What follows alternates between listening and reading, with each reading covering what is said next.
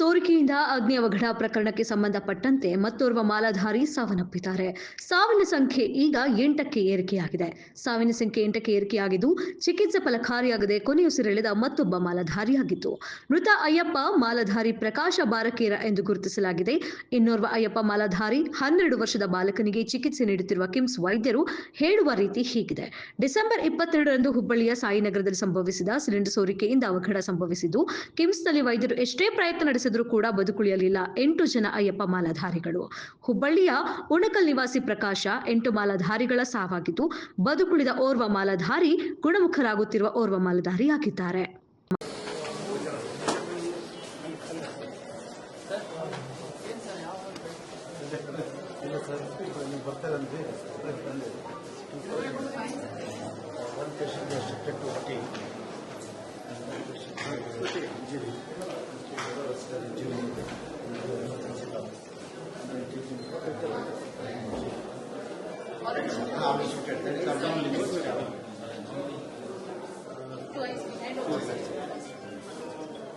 This fellow has got injury over the arm, but right now he is out of danger.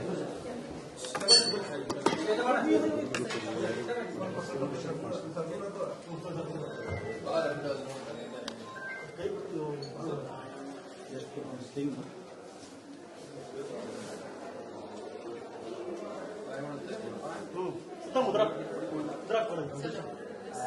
If they want to do doctor and all that, if at all, they also need to ship them to OTC.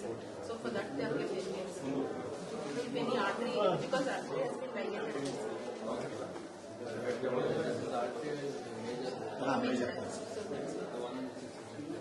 Yeah, that is, yes.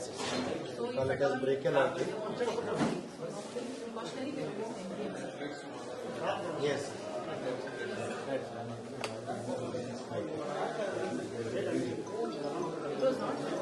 ನನಗೆ ತೋರ್ಸಪ್ಪ. Shashikala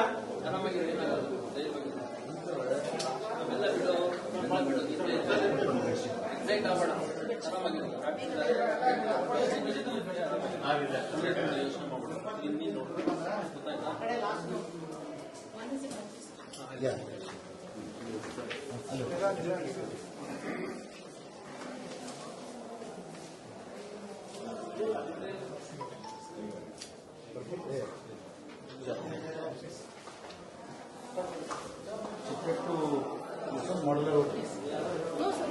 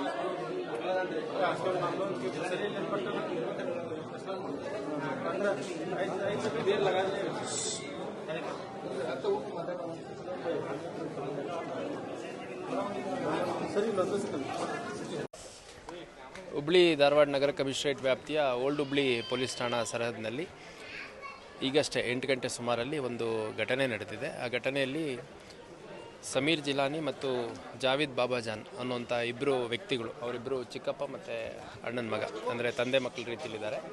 so ಅವರಿಬ್ಬರ ಮೇಲೆ sharp ವೆಪನ್ಸಿಂದ, ಹರಿತವಾದ ಆಯುಧದಿಂದ ಅವ್ರ ಮೇಲೆ ಹಲ್ಲೆ ಮಾಡಲಾಗಿದೆ. ಒಬ್ಬನಿಗೆ ಅಬ್ಡಮನ್ ಅಂದರೆ ಹೊಟ್ಟೆ ಭಾಗಕ್ಕೆ ಸ್ಟ್ಯಾಬ್ ಆಗಿದೆ, ಇನ್ನೊಬ್ಬನಿಗೆ ತೋಳಿನ ಭಾಗಕ್ಕೆ ಸ್ಟ್ಯಾಬ್ ಇಂಜುರಿ ಆಗಿದೆ, ಅಂದರೆ ಕಟ್ ಇಂಜುರಿ ಆಗಿದೆ.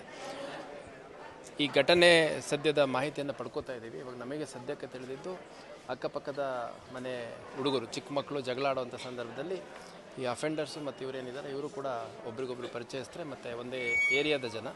ಅವ್ರು ಏಕಾಏಕಿ ಅವರಲ್ಲಿ ಸಣ್ಣ ಮಕ್ಕಳ ಜಗಳ ದೊಡ್ಡವರು ಇನ್ವಾಲ್ವ್ ಆಗಿ ಏಕಾಏಕಿ ಈ ರೀತಿ ಹಲ್ಲೆ ಮಾಡಿರುವಂಥದ್ದು ಸದ್ಯಕ್ಕೆ ತಿಳಿದು ಬಂದಿದೆ. ಇನ್ನೂ ನಮಗೆ ಕಂಪ್ಲೇಂಟ್ ಬಂದಿಲ್ಲ. ನಮ್ಮ ಅಧಿಕಾರಿಗಳಿಗಾಗಲೇ ಯಾರಿಗೆ ಕೃತ್ಯ ಮಾಡಿದಂಥವ್ರು ಅನ್ನೋಂಥದ್ದನ್ನು ಪತ್ತೆ ಮಾಡುವಂಥ ಪ್ರಯತ್ನ ಮಾಡ್ತಾಯಿದ್ದಾರೆ. ಮತ್ತು ಅಲ್ಲಿ ಸ್ಥಳಕ್ಕೆ ಭೇಟಿ ನೀಡಿ ಅಲ್ಲೇನು ಹೆಚ್ಚಿನ ಮಾಹಿತಿ ಸಿಗುತ್ತೆ ನೋಡಿಕೊಂಡು ನಮಗೆ ನೀಡಲಾಗೋ ಕಂಪ್ಲೇಂಟ್ ಮೇಲೆ ಇದೊಂದು ಕೊಲೆ ಪ್ರಯತ್ನದ ಪ್ರಕರಣ ಆಗಿರುತ್ತೆ. ಹಾಗಾಗಿ ಆ ಪ್ರಕರಣ ದಾಖಲು ಮಾಡ್ಕೊಂಡು ಆದಷ್ಟು ಬೇಗ ಆರೋಪಿಗಳು ಯಾರಿದ್ದಾರೆ ಮತ್ತು ಯಾಕೆ ಈ ಒಂದು ಕೃತ್ಯ ಮಾಡಿದ್ರು ಅನ್ನೋದನ್ನು ಪತ್ತೆ ಮಾಡಿ ಆದಷ್ಟು ಬೇಗ ಅರೆಸ್ಟ್ ಮಾಡಲಾಗುತ್ತೆ. ಇಲ್ಲ, ಇಲ್ಲೇ ಇದ್ದಾರೆ, KMC ಡೈರೆಕ್ಟರ್ ಇದ್ದಾರೆ. ಒಬ್ಬನಿಗೆ ಇಂಜುರಿ ಇದೆ. ಆ ಇಂಜುರಿ ಇರುವಂಥದ್ದು ಇಮಿಡಿಯೇಟಾಗಿ ಆಪ್ರೇಷನ್ ಮಾಡಬೇಕು ಅಂತ ಹೇಳಿದ್ರಷ್ಟೇ. ಚಿಂತಾಜನಕ ಆ ಥರ ಏನಿಲ್ಲ. ನಾನು ಮಾತಾಡಿಸಿದೆ ಕೂಡ. ಅವನ ಸಮೀರ್ ಜಿಲಾನಿ ಅಂತ 19 ವರ್ಷದ ಹುಡುಗ PUC ಓದ್ತಾ ಇದ್ದಾನೆ, ಸೆಕೆಂಡ್ PUC. ನಾನು ಕೂಡ ಮಾತಾಡಿಸಿದೆ. KMC ಡೈರೆಕ್ಟರ್ ಕೂಡ ಇದ್ದರು. ಅದೇನು ಅವ್ರದ್ದು ಡ್ಯೂ ಪ್ರೊಸೀಜರ್ ಇದೆ, ಅದನ್ನೆಲ್ಲ ಮಾಡ್ತಾರೆ.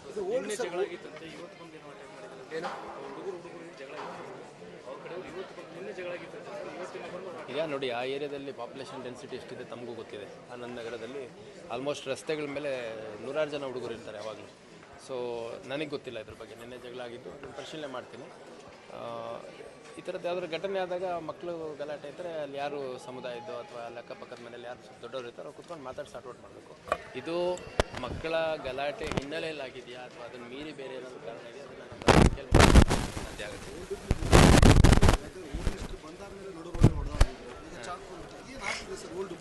ಈಗ ಓಲ್ಡ್ ಹುಬ್ಳಿ ಸ್ಟೇಷನಲ್ಲಿ ಲಾಸ್ಟ್ ಟೈಮ್ ಆಗಿದ್ದ ಘಟನೆ ರೈಲ್ವೆ ಹಳ್ಳಿ ಪಕ್ಕದಲ್ಲಿ ಆಗಿದ್ದಂಥ ಘಟನೆ ಹೇಳ್ತಿದ್ದೀವಿ. ನ್ಯಾಷನಲ್ ಹೈವೇ ಬ್ರಿಡ್ಜು ಟೈಪ್ ಇತ್ತಲ್ಲ ಅದು ಅಲ್ಲಿ.